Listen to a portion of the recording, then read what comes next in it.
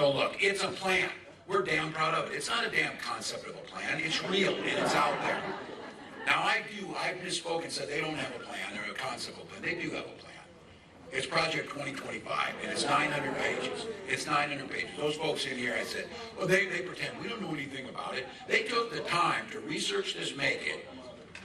Senator Vance wrote the foreword of the book, and the guy who's the architect of it. I had never written a foreword to somebody's book, but I think I'd remember it if I did. But oh no, they're a little dodgy. Here's what I know as a football coach. You take the time to make a playbook, you're going to run the plays. Yes. And this playbook is a goddamn nightmare for the people. Nightmare.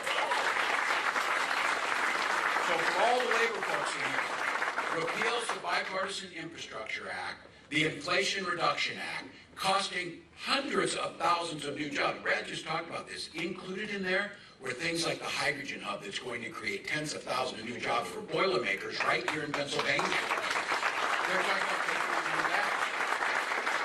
When Senator Vance got asked and said in Lansing, Michigan, that act created 625 UAW jobs in Lansing, Michigan. They talk about taking that back, and he said that is table scraps. Well, you tell those 625 United Auto workers that put food on their table with those jobs that that's table scraps. That's what their plan is. He also is talking about putting a national sales tax on everything. Things to buy, every clothes, food, toys, whatever you buy, $4,000 a year that it adds to your family. Now look, this dude's nearly 80 years old. He damn near killed himself getting into a garbage truck. So, you would think over 80 years you would understand how a tariff works. Smarter people than Donald Trump, which is a good chunk of folks, CEOs of companies like Black & Decker, AutoZone, and Columbia have gone on the record to say if Donald Trump goes forward with this plan, they will simply have to raise prices and pass it on to you. Donald Trump saying China will pay for those tariffs, the same way Mexico paid for the wall. It's not going to happen. So look, some of you in here, and they're in our neighbors, they're our family members, brothers, independents and Republicans. The Republican Party added much to this country over the years. When they talked about freedom, they meant it.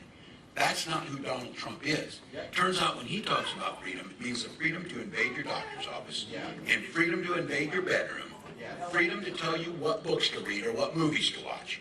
And I keep saying this, and I've now seen this is true across the country. I thought it was just a Minnesota euphemism, that the world works best when people just mind their own damn business.